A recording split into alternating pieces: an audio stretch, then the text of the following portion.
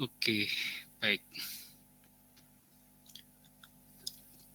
Ya, sebelumnya di LMS ya, di Google Classroom sudah saya share 2 materi, yaitu untuk materi minggu lalu, yaitu mengenai flip-flop, dan materi untuk minggu ini, yaitu mengenai state diagram. Ya. Oke, mungkin langsung saja dari kedua materi yang telah saya share sebelumnya, silahkan jika ada yang ingin didiskusikan. Oke, langsung saja.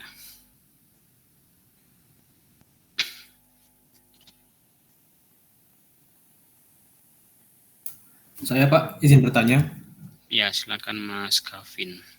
Di materi flip-flop, slide ke-15 itu kan next state yang X sama dengan 0 sama X sama dengan 1 itu sudah ada ya Pak. Terus di video materi juga itu kan juga langsung ada gitu. Nah itu emang langsung ada karena ditentukan emang seperti itu atau ada penghitungannya Pak? Oke, iya baik. Ya sebelumnya materi yang ditanyakan tadi kan mengenai state diagram ya. Jadi di sini kita merancang sebuah rangkaian yang dia bisa berpindah state-nya atau berpindah kondisinya, ya kan. Nah di soal itu kondisi dia untuk berpindah ke state yang lain itu ada 2 pemicuan, yaitu dari nilai x-nya, ya kan. Ketika nilai x-nya 0 dan ketika nilai x-nya sama dengan 1. Nah, jadi kalau yang ditanyakan adalah ketika nilai x-nya 0, kemudian next state-nya berapa, dan juga ketika nilai x-nya sama dengan 1, nilai next state-nya berapa, yaitu memang sudah ditentukan dari awal. Nah, ini nanti dia akan sama halnya dengan rangkaian counter. Nah, kalau kalian tahu, counter itu kan dia pencacah kan ya. Pencacah itu kan kita bisa atur sendiri, dia mau menghitung dari berapa sampai berapa. Misalkan kita bikin counter yang dia bisa menghitung sampai 5. Setelah 5 dia akan kembali ke 0. Berarti kan urutan dari output counternya, berarti kan dari 0, kemudian dia pindah ke 1, kemudian ke 2, 3, 4, 5, setelah dari 5 dia akan kembali ke kondisi 0. Gitu kan. Berarti artinya di sini yang menentukan next state-nya itu adalah kita yang merancang rangkaian tersebut. Intinya next state itu pasti sudah kita tentukan sebelumnya untuk bisa mengetahui kondisi apa yang akan terjadi setelah ada pemicuan. Seperti itu Mas Gavin tadi ya, apakah menjawab pertanyaannya?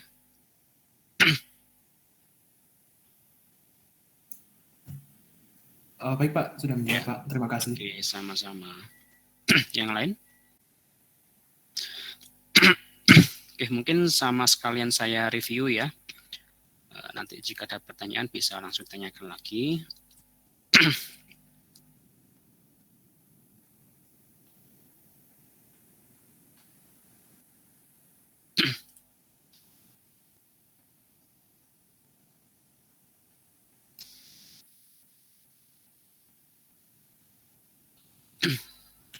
Oke, baik, yang pertama saya akan mereview materi ke-9 di pertemuan minggu lalu, yaitu mengenai flip-flop. Nah, jadi di sini kita bisa mengetahui perbedaan dari rangkaian kombinasional dan juga rangkaian sekuensial. Gitu ya. Kalau rangkaian kombinasional, contohnya seperti yang telah kita pelajari sebelum UTS kemarin, yaitu ada rangkaian adder, kemudian subtractor, kemudian ada komparator, encoder, decoder, multiplexer, dan demultiplexer. Gitu ya. Nah, kalau rangkaian kombinasional itu dia nilai outputnya itu hanya dipengaruhi oleh nilai input saat ini. Nah, berbeda dengan rangkaian sekuensial. Nah, kalau rangkaian sekuensial ini dia outputnya selain dipengaruhi oleh input saat ini, dia juga dipengaruhi oleh output sebelumnya. Makanya kalau kalian lihat di gambar ini, di rangkaian kombinasionalnya, dia outputnya dia akan disimpan ke sebuah komponen yang bisa menyimpan, yaitu adalah flip-flop. Ya, jadinya nanti untuk rangkaian sekuensial ini, nilai output yang ada di sini, ini, dia selain dipengaruhi oleh nilai input sekarang, dia juga dipengaruhi oleh nilai input sebelumnya yang sudah tersimpan di flip-flop. Nah, sehingga kan output flip-flopnya dia disambungkan ke bagian inputnya. Nah, flip-flop ini dia bekerjanya itu secara sekuensial dengan trigger dari pulsa clock.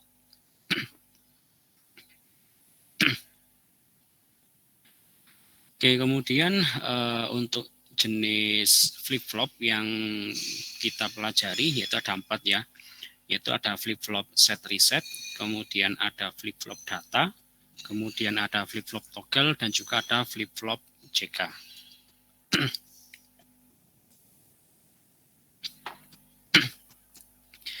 Nah, untuk penggambaran flip-flop set reset yang didapatkan dari gerbang NAND, kemudian gerbang NOR, dan sebagainya, ini tidak perlu kalian hafalkan. Karena nanti jika kalian ingin menggambar sebuah rangkaian flip-flop, ya cukup kalian gambarkan dengan blok kotak gitu aja ya. Blok kotak, mungkin kalian juga sudah pelajari di praktikum gitu ya. Tinggal dikasih identitas saja, flip-flop apa yang kalian gunakan. Seperti itu. Nah, jadi secara umum simbol dari flip-flop itu dia di bagian inputnya ya dihubungkan dengan inputnya. Berarti kalau flip-flopnya set reset ya maka ada 2 input yaitu set sama resetnya. Kemudian kalau flip-flopnya data sama toggle berarti cuma ada 1. Kalau nggak datanya ya toggle-nya itu. Kemudian kalau flip-flopnya berupa flip-flop JK maka di inputnya juga ada 2 yaitu input J dan input K. Kemudian untuk seluruh jenis flip-flop dia punya 2 output, ya, di mana kedua output ini dia nilainya saling berkebalikan. Karena yang satu dia berupa nilai key, yang satunya dia berupa nilai key aksen. Nah, kemudian jangan lupa karena flip-flop ini dia pemicuannya menggunakan clock, jadi gambarkan juga clock-nya yang digunakan sebagai pemicuan. Ini untuk flip-flop SR ya, atau set reset. Jadi input dari flip-flop itu ada setnya berapa, nilai setnya berapa, kemudian nilai resetnya berapa, sama key N. Di mana key N ini adalah present state atau kondisi saat ini. Sedangkan untuk outputnya yaitu adalah key N plus 1 atau next state-nya. Nah, kalau untuk set reset ini saya kira cara menghafalkannya mudah ya. Jadi ketika nilai set sama resetnya sama-sama 0, maka nilai dari Qn plus 1 dia pasti akan sama dengan nilai Qn. Nah, di sini Qn-nya 0, maka Qn plus 1-nya juga 0. Kemudian Qn-nya 1, maka Qn plus 1-nya juga 1. Kemudian untuk kondisi berikutnya, jika setnya 0, kemudian resetnya 1, ya istilahnya kan sama aja. Kalau kita mendengar kata reset, maka kita akan mengembalikan ke setelan awal biasanya, atau kembali ke kondisi 0. Maka berapapun nilai Qn, maka nilai Qn plus 1 yang dihasilkan itu adalah 0. Kemudian untuk kondisi yang ketiga, yaitu ketika nilai setnya 1 dan resetnya 0, kebalikannya. Berarti berapapun kondisi Qn-nya, maka Qn plus 1-nya dia akan selalu 1. Nah, kemudian ketika nilai setnya 1 dan resetnya 1, nah di sini kan jadi membingungkan. Karena kita pengen ngeset 1, tapi kita juga pengen ngereset jadi 0. Nah, kondisi ini yang dinamakan sebagai kondisi terlarang yang ada di flip-flop set reset. Sehingga ketika kondisi S dan R-nya sama-sama 1, maka Qn plus 1-nya dia nilainya adalah don't care. Nah, kemudian ketika nanti saya akan menggambarkan misalkan keymap ya, saya gambarkan keymap untuk output dari Qn plus 1 ini, kemudian saya sederhanakan fungsinya, maka untuk fungsi yang kita dapatkan dari Qn plus 1 yaitu adalah ini. S diorkan dengan R aksen key. Di mana ini disebut sebagai persamaan karakteristik. Nah, nanti kalian perlu untuk menghafalkan persamaan karakteristik dari masing-masing flip-flop. karena akan digunakan pada state diagram.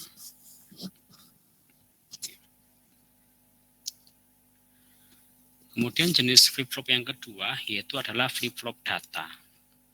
Nah, kalau flip-flop data ini dia inputnya cuma dua, yaitu nilai datanya dan nilai present state-nya atau QN-nya. Nah, karena di sini namanya aja flip-flop data, ya maka output yang dihasilkan dari flip-flop ini dia sesuai dengan data yang diinputkan. Nah, kalau kalian lihat dari tabel kebenarannya, maka nilai dari next state-nya atau QN plus 1-nya, dia tidak dipengaruhi sama sekali oleh nilai QN. Nilainya dia pasti akan sama persis dengan nilai data yang diberikan. Ya. Jadi di sini ketika nilai D-nya 0, meskipun QN-nya entah itu 0 atau 1, ya dia bakal memberikan nilai next state-nya 0. Sedangkan ketika nilai datanya 1, berapapun nilai QN-nya, QN plus 1-nya juga sama dengan 1. Nah, oleh karena itu bisa kita simpulkan bahwa persamaan karakteristik dari flip-flop D, yaitu QN plus 1-nya itu sama dengan nilai D. Jadi nilai present state-nya, jadi nilai next state-nya itu akan selalu sama dengan nilai datanya.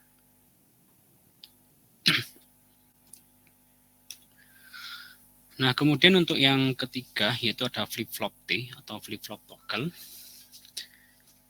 Sama dengan flip-flop D tadi, untuk flip-flop toggle ini dia inputnya juga cuma dua, yaitu nilai toggle-nya dan juga nilai present state-nya atau QN. Untuk yang flip-flop toggle ini cukup mudah untuk menghafal outputnya. Jadi ketika nilai toggle-nya 0, maka nilai dari QN plus 1-nya dia akan selalu sama dengan QN. Ini kan. Di 0 berarti QN plus 1-nya di sini ngikut QN-nya 0. Kemudian yang bawah dia juga ngikut QN-nya yaitu 1. Sedangkan kalau nilai toggle-nya 1, maka nilai QN plus 1-nya dia selalu berkebalikan dengan nilai QN-nya. Di sini toggle-nya 1, kemudian ada QN 0, di QN plus 1-nya jadi 1. Begitu juga yang bawah. 1 di sini di QN-nya, di QN plus 1-nya dia jadi 0. Nah, kemudian kalau kita tuliskan fungsi dari QN plus 1 atau next state-nya, maka QN plus 1 sama dengan T Q aksen or T aksen Q. Jadi ini sama dengan gerbang XOR. Ya kan? Kalau nilainya sama, dia 0. Kalau nilainya beda, dia 1. Jadi kan waktu di pembahasan XOR kemarin kan ada A XOR B. Kalau kita jabarkan, jadinya kan A aksen B or AB aksen. Jadi persamaan karakteristik dari flip-flop toggle itu sama dengan gerbang XOR.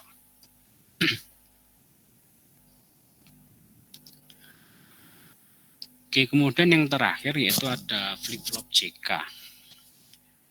Nah, untuk flip-flop JK ini merupakan penyempurnaan dari flip-flop set reset. Jadi kalau kita samakan ya maka J-nya ini dia sama dengan setnya, kemudian K-nya sama dengan resetnya.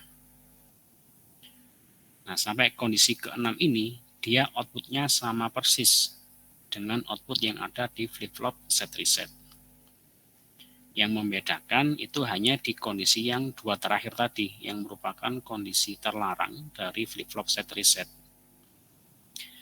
Nah, jadi ketika nilai J sama K-nya sama-sama 1, maka nanti untuk nilai output QN plus 1-nya, dia berkebalikan dengan nilai QN-nya. Jadi kalau QN-nya 0 di sini, maka QN plus 1-nya jadi 1. Sedangkan kalau nilai QN-nya 1, maka nilai QN plus 1-nya adalah 0. Nah, kemudian untuk persamaan karakteristiknya dari QN plus 1, yaitu sama dengan J QN aksen or K aksen QN.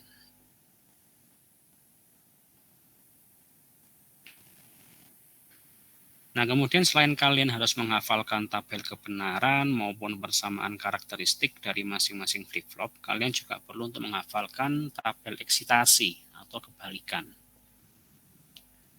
Nah, jadi secara implementatif, kalau kita mau bikin rangkaian sekuensial, seperti yang saya bilang tadi, misalkan kita mau bikin counter, gitu kan.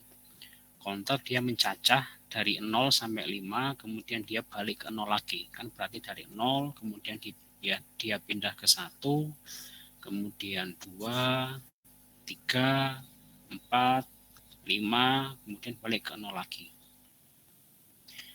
Nah, berarti ketika kita merancang rangkaian seperti itu, yang kita tentukan terlebih dahulu itu adalah urutan state-nya, ya kan? Jadi urutannya state-nya kan dari 0 dia akan ke 1. Mungkin kalau dari 1 dia akan ke 2. Kalau dari 2 dia akan ke 3. Yang kita ketahui atau kita tentukan terlebih dahulu yaitu adalah urutan state-nya. Nah, tabel kebalikan ini kita gunakan untuk merancang bagaimana rangkaian itu kalau kita gunakan flip-flopnya. Arti intinya, kalau kita punya urutan seperti ini, maka input yang harus kita berikan di masing-masing flip-flop itu seperti apa. Ya kan? Ini misalkan ini. Misalkan kalau key n-nya 0, kemudian key n plus 1-nya 0. Jadi kalau ada state dia dari 0 ke 0, kalau kita gunakan flip-flop set reset, maka harus kita set nilai setnya 0, nilai R-nya don't care. Kemudian kalau kita gunakan flip-flop CK, maka untuk kondisi yang pertama kita harus set nilai C-nya 0 dan nilai K-nya don't care. Kemudian kalau nilai D-nya, kalau kita gunakan flip-flop D, ya maka kalau D itu kan dia nilainya sama dengan Kn plus 1 ya, maka dia sama nolnya. Kemudian kalau kita gunakan flip-flop toggle, ya kita lihat aja. Kalau tadi dia ada perubahan nilai, berarti toggle-nya aktif. Kalau dia nggak ada perubahan nilai, berarti toggle-nya mati atau nol. Karena 00 maka 0. Dan seterusnya. Nah, untuk nilai don't care ini mungkin juga kalian sudah pelajari ya di praktikum. Jadi don't care itu dia bisa bernilai 0 ataupun 1. Ini juga sudah saya jelaskan di video yang ada di situ. Jadi kapan don't care itu dia bernilai 1, dia akan bernilai 1 ketika dia bisa memperbanyak jumlah anggota dalam sebuah kelompok. Oke, jadi kalian perlu untuk menghafal ini. Yang paling gampang dihafalkan sih sebenarnya yang D sama T kan ya. Kalau D itu pasti nilainya akan sama dengan Qn plus 1-nya. Ya kan? 01, 01, 01, 01. Sedangkan kalau T, kita lihat perbedaannya. Kalau dia tetap berarti nilainya 0. Kalau dia berubah nilai berarti nilainya 1. Dengan 00, 0. 11, 0.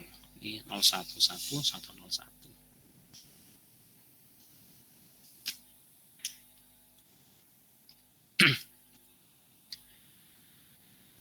Oke, kemudian yang di contoh soal ini juga sudah saya jelaskan ya di video. Jadi ketika kita disuruh untuk merancang sebuah rangkaian sekuensial sinkron, maka yang pertama kita harus bikin tabel eksitasi dulu yang menggambarkan hubungan antara present state-nya dengan next state-nya.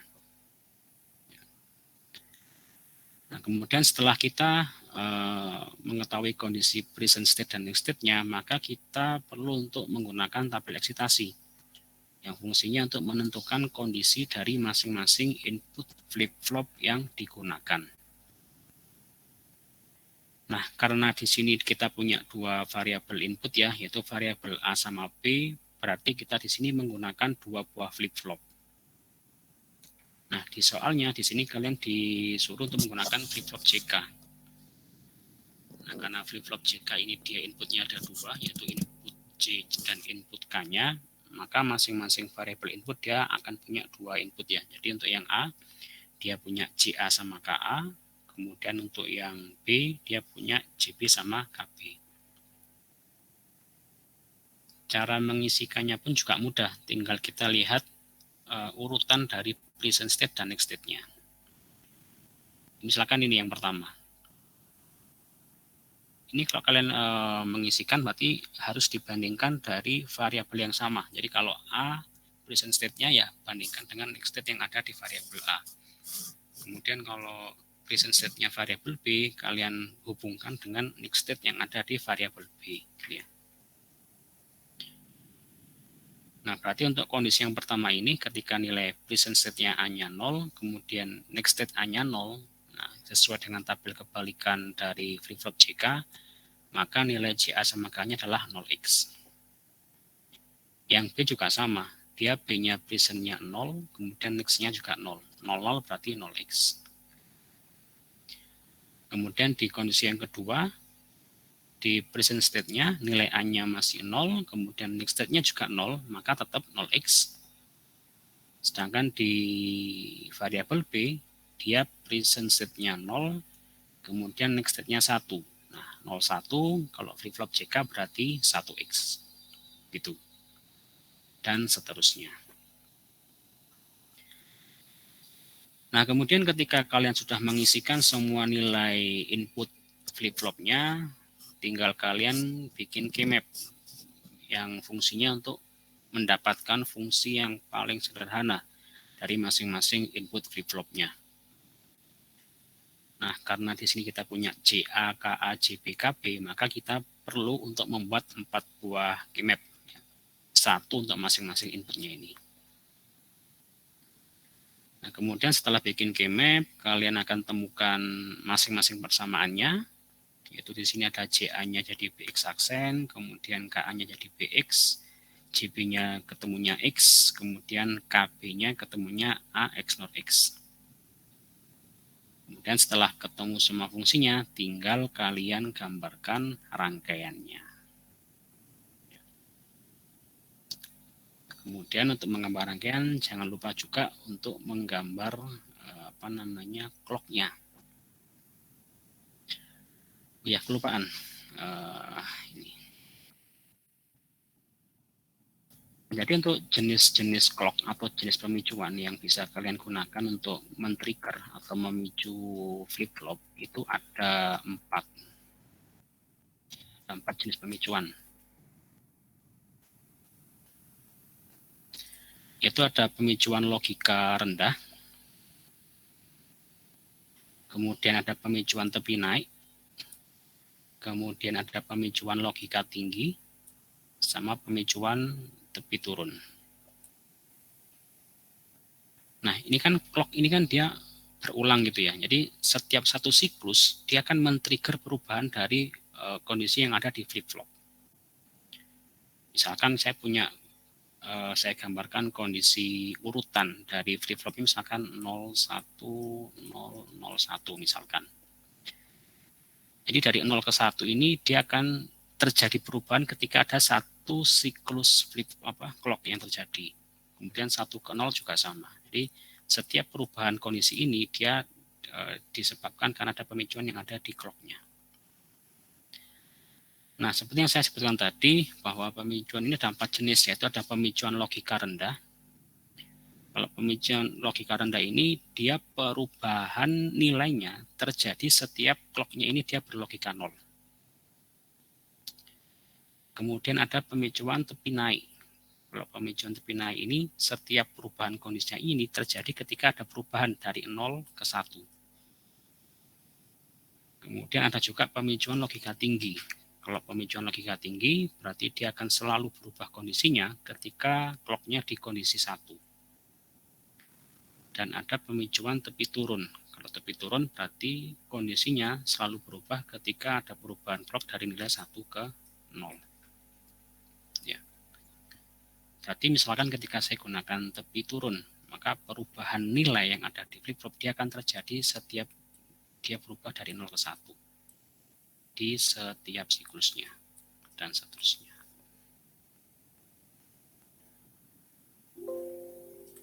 Oke, itu untuk review materi yang pertama, yaitu mengenai flip-flop dan juga rangkaian sekuensial.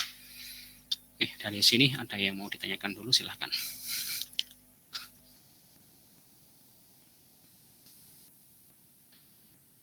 Pak. Iya, silakan. Siapa tadi bertanya? Boleh kembali yang tabel eksistensi JK itu Pak. Saya kebingungan di sana Pak. Eksitasi, bukan eksistensi. Ya, ya itu Pak. Oke. Ya baik, bentar.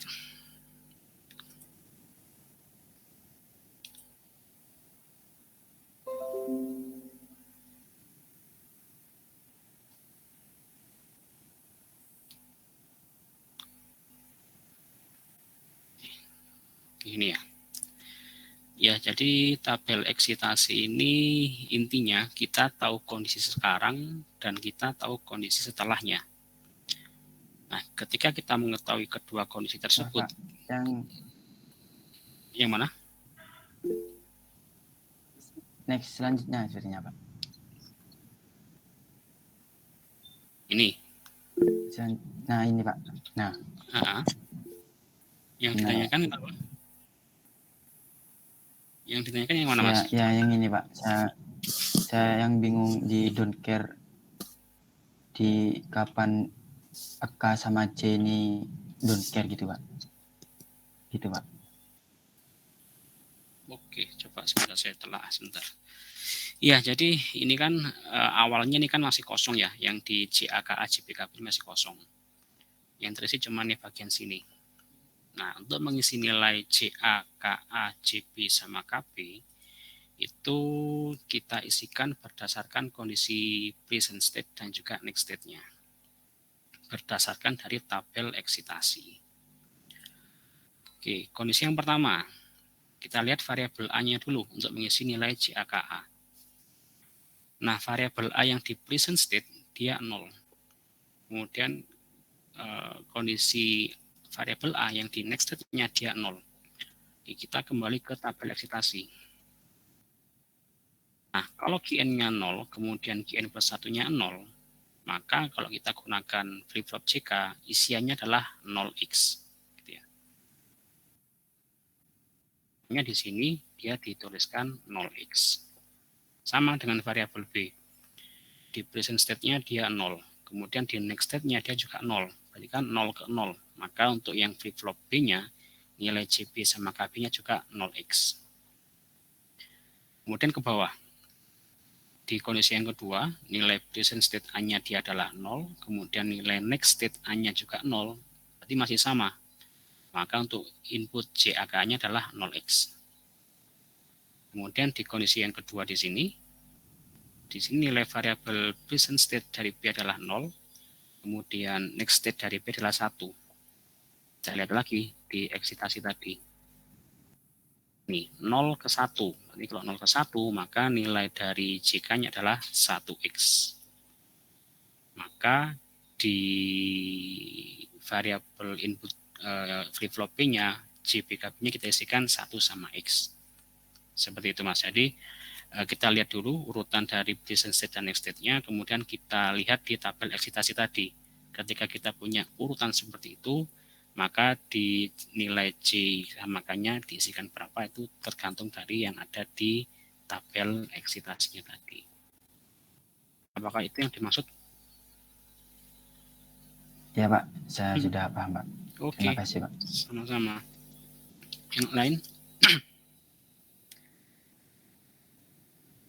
Kalau untuk penentuan kapan X don't care itu dia 0 atau 1 itu kan sudah saya jelaskan juga di video ya. Jadi intinya tadi seperti yang saya katakan, don't care itu akan bernilai 1 ketika dia bisa memperbanyak jumlah anggota dalam sebuah kelompok gitu ya.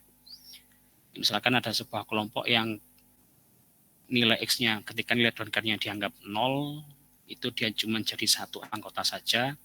Tapi ketika kita mempertimbangkan nilai don't care itu menjadi 1, dia akan menjadi anggotanya jadi 4, ya kita gunakan don't care itu sebagai 1. Jadi intinya don't care itu digunakan untuk memperbanyak anggota dalam sebuah kelompok. Karena kan kalau kita bikin game map, semakin besar atau semakin banyak anggotanya, maka fungsi yang dihasilkan itu juga akan semakin sederhana. Konsepnya seperti itu. Oke, silakan kalau ada pertanyaan yang lain. Pak, mau bertanya Pak, izin bertanya Pak. Mas Alvin dulu silakan. Itu next state-nya kan kita yang nentuin ya Pak ya? Benar. Itu berarti ntar kalau misal mau bikin angka 0 sampai 7 berarti ntar pakai 3 itu inputan, Pak. Ya, benar. Jadi kan 0 sampai 7 kalau misalkan itu berarti counter ya, udah masuk counter. Kalau kita mau bikin counter, itu nanti cara menentukan berapa banyak flip-flop yang digunakan, itu tinggal kalian konversikan saja nilai yang paling besar. Misalkan tadi, sampai 7. 7 itu kan berarti secara biner adalah 111 gitu kan. Berarti minimal kalau mau bikin counter yang dia sampai 7 penghitungnya, kita harus butuh 3 variabel. Jadi kalau misalkan kita gunakan flip-flop CK, maka nanti akan ada JAKA, JBKB, JJKJ. Seperti itu, Mas Alvin. Dapat menjawab? Iya, Pak. Terima kasih, Pak. Sama-sama. Untuk materi counter setelah ini kayaknya. Materi minggu depan counter kalau nggak salah. Oke, tadi yang mau nanya lagi siapa? Saya cuma memastikan Pak, yang Ya. itu yang jika kita mendapatkan apa namanya, yang don't care itu berarti itu di keymap ya Pak ya? Kita bisa Menentukan. saat nilainya, ya menentukannya 1 atau 0 gitu. Benar. Sebentar Mas, saya kasih contoh lagi biar nggak bingung. Baik Pak. Ya, ntar saya siapkan pennya dulu.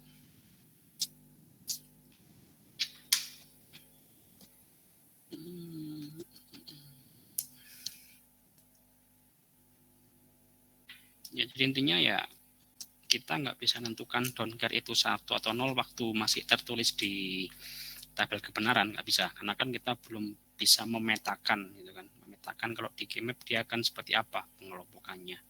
Jadi harus kita gambarkan dulu secara keymapnya, baru kita tentukan apakah kita gunakan nilainya 0 atau nilainya 1.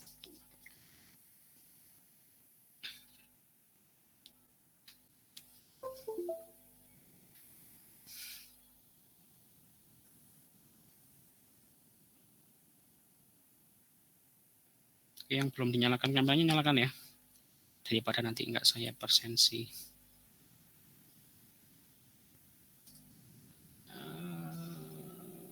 Screen.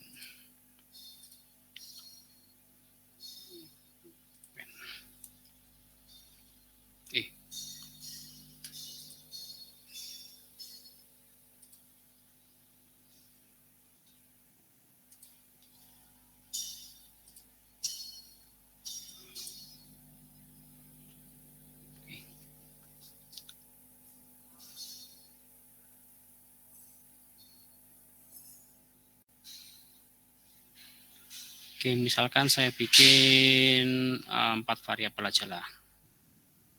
A, B, C, D. 00, 01, 11, 10. 00, 01, 11, 10 misalkan. Ini saya isi ngawur ya.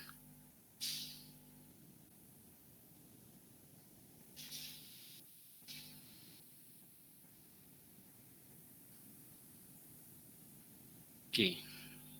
Sebentar. Oke, nggak apa-apa lah, gini aja.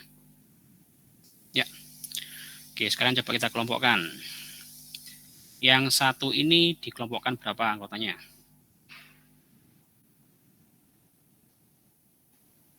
Dua, Pak. Dua, Pak. Dua, Pak. 2 ya, dengan sebelahnya ya? Ya. Iya. Oke. Kemudian kita cari yang belum punya teman dulu aja. Ini, yang ini, satu ini. Sama yang bawahnya, Pak. Dua, Pak. 2 ya? 4. Iya, Iya, 4 lah. 4, Pak. 4 lah. Oh, yang 4. Ya, 4, Pak. Ya kan? Benar ya? Oke. Kemudian kalau yang ini, satu ini, dikelompokkan berapa? 2, Pak. 2, Pak.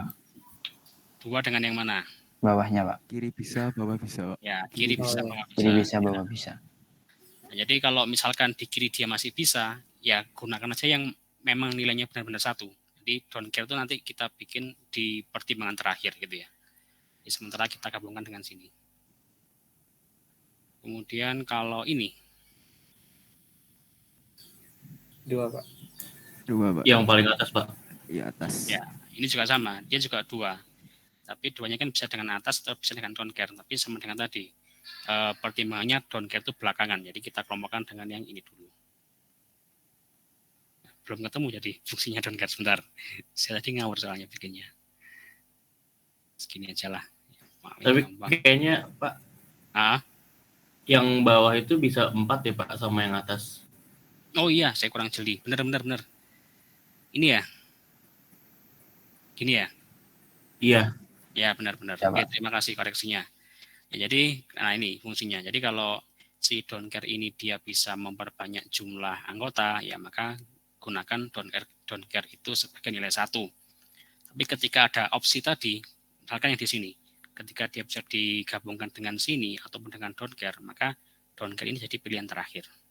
Ya, jadi intinya silakan gunakan don't care untuk bisa memperbanyak jumlah anggota dalam sebuah kelompok. Oke, gitu ya untuk penentuan apakah fungsi don't care-nya dia 0 atau 1. Oke, ada pertanyaan lagi? Belum ya. Kalau di praktikum sampai mana ya sekarang ya? Kemarin terakhir. Masih di flip flop, Pak. Flip-flop, Pak. Belum merancang counter. Masih belum, Pak. Oh, belum. Pak. Belum, Pak. Masih pengenalan namanya aja. Oke, baik. Oke, kalau belum ada pertanyaan, saya lanjut ke materi berikutnya yang untuk jatahnya hari ini, yaitu mengenai state diagram.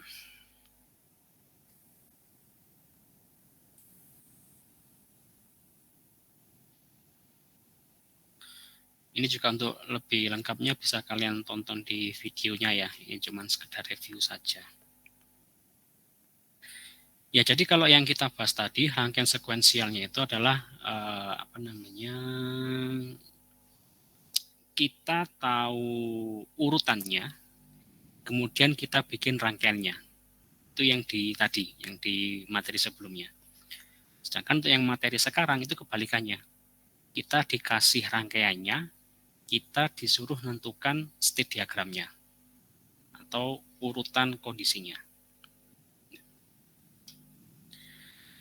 Nah, untuk soal seperti ini, ya ini urutannya mudah ya.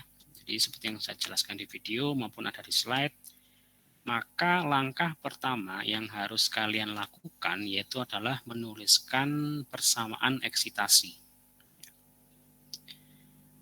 Nah, di persamaan eksitasi ini apa aja yang perlu kalian tulis? Nah, persamaan eksitasi itu kalian perlu menulis adalah input dari masing-masing flip-flop dan juga output sistemnya. Jadi kalau kita di sini menggunakan 2 buah flip-flop data, maka untuk input masing-masing flip-flopnya yaitu ada nilai dari D1 sama D2. Sedangkan output sistemnya berarti di sini adalah Z. Ingat ya, output sistemnya berarti Z, bukan yang YY ini. Karena Y itu adalah output flip-flopnya, bukan output sistemnya. Jadi yang pertama, kalian tuliskan persamaan eksitasinya, yaitu adalah input dari masing-masing flip-flop dan juga output sistemnya. Nah, kemudian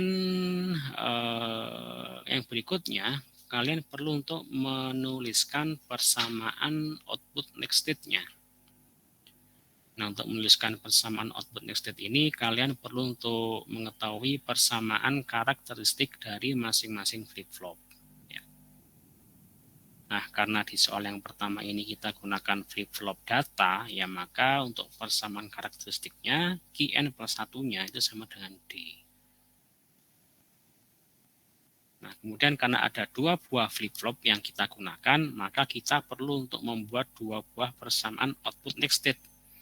Yang pertama adalah output next state untuk flip-flop yang pertama, dan yang kedua adalah output next state untuk flip-flop yang kedua. Nah, kemudian setelah itu kita bikinlah tabel transisi, ya, tabel transisi. Yang dijadikan input untuk tabel transisi yaitu adalah nilai dari Qn atau kondisi present state-nya, yaitu karena ada 2 flip-flop maka ada Y1 dan Y2, dan juga input dari sistemnya yaitu X-nya. Kemudian silakan diisi, kemudian karena kita gunakan 2 flip-flop, maka ada 3 nilai yang perlu kita isi di sini, Itu adalah next state pertama dari flip-flop pertama, kemudian next state kedua dari flip-flop kedua, kemudian Z itu adalah output sistemnya. Nah, sebenarnya cukup dari sini nggak masalah, cuman untuk lebih ringkasnya ketika kita mau bikin state diagramnya, ya kita misalkan saja. Kalau misalkan kondisi 0 itu kita tuliskan sebagai A, kemudian kondisi B itu 01, kemudian kondisi C-nya adalah 11, dan kondisi D-nya adalah 10. Nah, kemudian setelah tabel transisinya selesai, kalian bikin, langsung aja kalian bikin state diagramnya. Untuk state diagram ini kan urutan kondisinya ketika diberikan input. Untuk yang strip ini kan yang depan adalah nilai X atau inputnya, kemudian yang belakang ini adalah nilai dari outputnya atau nilai Z-nya. Seperti itu. Mungkin yang bingung state diagram ini digunakan sebagai apa, ya ini nanti di semester-semester yang akan datang lah, itu untuk menentukan urutan kondisi. Misalkan kita punya sistem gitu ya. Sistem itu yang pertama dia akan mengukur sensor suhu misalkan, sensor suhu. Misalkan kalau sensor suhu ini dia dikasih trigger 0, maka dia akan lanjut untuk pengukuran ke sensor kelembapan misalkan. Tapi ketika dia dikasih inputnya 1, dia akan mengukur ke sensor yang lain. Jadi kita bisa menentukan urutan kondisi apa yang harus dilakukan oleh sistem itu menggunakan state diagram. Jadi biar lebih gampang nyerna urutan kondisinya. Oke, kemudian di contoh soal yang kedua, di sini kita gunakan flip-flop JK. Berarti untuk yang di persamaan eksitasinya, kan kita perlu nulis tadi apa? Input flip-flop sama output system. Berarti input flip-flopnya itu ada J1, K1, J2 sama K2. Kemudian untuk output sistemnya adalah Z-nya. Kemudian setelah persamaan eksitasinya selesai, kita perlu untuk menuliskan persamaan output next state-nya. Ya, karena di sini kita juga menggunakan 2 buah flip-flop, maka akan ada 2 persamaan output next state. Yang pertama untuk flip-flop yang pertama, dan yang kedua untuk flip-flop yang kedua. Nah, karena di sini kita menggunakan flip-flop JK, maka untuk persamaan karakteristiknya gunakan persamaan karakteristik dari flip-flop JK. Terus prosesnya sama, kita bikin tabel transisinya. Setelah tabel transisinya selesai, kita gambarkan state diagramnya. Jadi saya rasa cukup simpel sebenarnya untuk yang state diagram. Cuman mungkin nanti di pengerjaan akan perlu teliti ketika kalian menuliskan persamaan output next state-nya. Apalagi kalau flip-flopnya jika atau set reset. Karena kan cukup panjang kan ya. Harus teliti di situ. Kemudian yang berikutnya kalian juga harus teliti ketika memasukkan nilai di tabel transisi. Karena kan nilai yang dimasukkan kan banyak sekali. Itu harus pelan-pelan, hati-hati untuk masukkan nilai-nilai itu ke tabel transisi supaya nanti bisa didapatkan nilai state yang benar. Seperti itu. Silakan kalau ada pertanyaan. Izin bertanya, Pak. Ya, silakan. Misalnya di dalam penentuan nilai next state-nya itu, misalnya di Y1, misalnya kan Y1 plus Y1 N plus 1 itu, misalnya kita nemuin persamaan yang dimana kayak Y1 plus Y2, terus nilai Y1 dan Y2-nya itu sama-sama 1, Pak. Itu nilainya hasilnya berapa ya? Detailnya kan soalnya 1 dan 0 aja pilihannya. Gimana Mas, bisa diulang? Yang misalnya dalam penentuan next state-nya itu kan misalnya persamaan Y1 N plus 1 gitu. Dan persamaannya itu Y1 plus Y2 gitu. Y1 dan plus Y2, oke. Iya, nilai Y1 dan Y2-nya itu sama-sama 1, Pak. Nah, berarti 1 tambah 1 kan gitu, Pak. Iya, benar. Jadi ya hasilnya itu gimana, Pak? 1. Oh, 1 langsung. Kan OR kan itu bacanya jangan tambah atau kali, tapi gunakan OR kan, ya kan. Nah, jadi kan 1 OR 1 berarti 1. Kayak gitu. Oh, oke, Pak. Ya, sama-sama. Yang lain?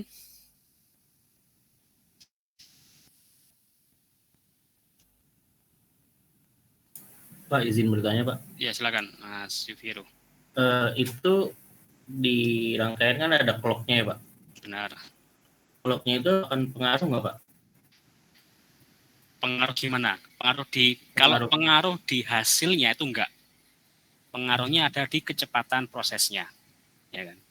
Makanya kan kalau kalian tahu teknologi CPU sekarang kan semakin teknologinya semakin canggih, maka clock-nya akan semakin besar ya kan, sampai ke gigahertz ya kan. Artinya kalau giga kan berarti berapa? 10⁻9 ya. Nah kalau giga berarti dalam 1 detik dia bisa memproses 10⁻9 kali proses. Jadi clock itu cuma mempengaruhi kecepatan prosesnya, tapi tidak mempengaruhi hasilnya. Seperti itu. Dia Mas ya? Ya, terima kasih Pak. Oke. Berarti dalam rangkaian kalau nggak pakai clock nggak apa-apa berarti Pak ya? Ya jangan. Biasakan pakai clock, karena kalau nanti lupa nggak gambarkan atau nggak menghubungkan clocknya, misalkan kan kalian nanti di praktikum kan disuruh bikin rangkaian gitu ya di multisim untuk rangkaian sekuensial. Kalau kalian nggak nyambungin ke clocknya karena kebiasaan nggak pakai clock, nantinya nggak bakal berubah itu kondisinya, karena nggak ada pemicuan untuk berubah. Jadi dibiasakan untuk selalu menggunakan clock, meskipun cuma dalam gambar aja, biasakan clocknya tetap digambarkan. Seperti itu Mas ya. Oke, baik. Yang berikutnya, ada nggak pertanyaan?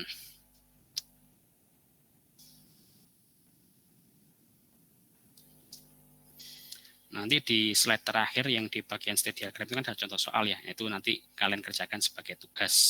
Nah, seperti biasa, tugasnya waktunya 1 minggu, berarti dikumpulkan minggu depan. Gitu ya. Oke, ada lagi yang mau ditanyakan?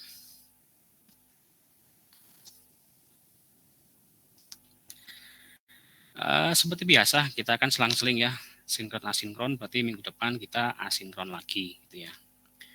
Untuk minggu depan itu materinya counter up down.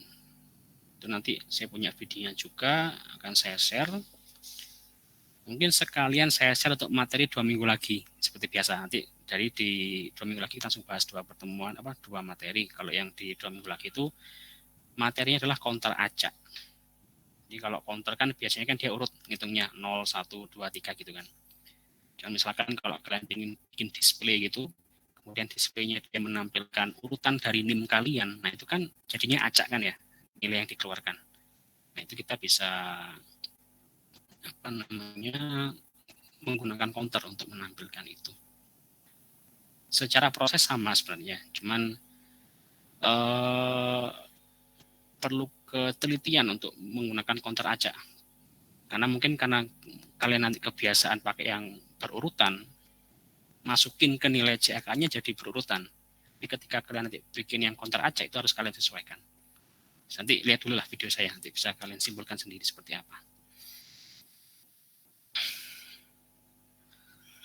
Oke, ada lagi yang mau ditanyakan?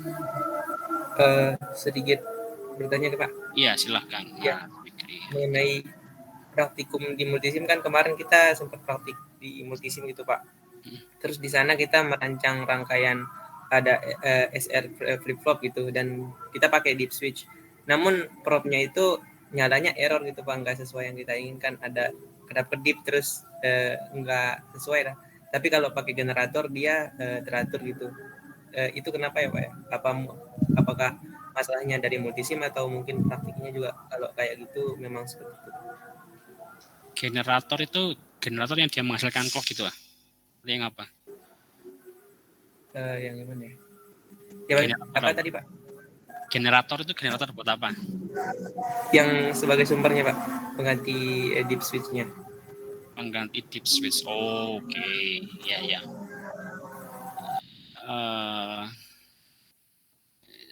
Karena saya nggak nyoba langsung, mungkin saya kasih kesimpulan berdasarkan pengalaman aja ya mungkin ya. Kalau multisim itu kan dia open source ya, biasalah kalau open source mungkin ya masih banyak kekurangan, jadi biasa. Yang pertama mungkin.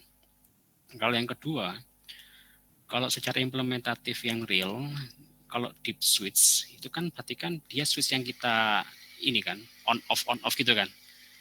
Nah Sedangkan perubahan dari kita on ke off itu pasti akan ada semacam, yang pertama ada delay. Kemudian komponen itu dia juga bakal nggak real time untuk bisa mengetahui perubahan kondisi yang ada di deep switch-nya. Itu yang pertama. Sedangkan kalau kita pakai generator, nah generator dia fungsinya banyak. Di lab itu ada yang namanya function generator. Dia bisa secara konstan menghasilkan sinyal yang lebih presisi dan lebih lebih stabil lah daripada sekedar deep switch. Kalau deep switch kan kita pindah on off itu kan kadang-kadang nggak sama frekuensinya. Kalau memang dari generator dia akan mulu sinyalnya, dia frekuensinya akan stabil. Jadi ya secara ini pun secara implementasi kalau memang kalian mau bikin rangkaian yang nyata, ya saran saya sih pakai function generator. Atau bisa juga kalian punya opsi untuk pakai IC. Kalau saya dulu pakai IC 555, itu dia IC-nya dia bisa mengenerate sinyal yang hampir sama dengan generator daripada pakai yang deep switch tadi, karena kan nggak stabil dia ini perubahan datanya. Seperti itu Mas Fikri Haikal, apakah bisa diterima jawab? Oh iya Pak, mantap. Terima kasih Pak. Sama-sama. Yang lain? Oke, kalau nggak ada saya presensi dulu.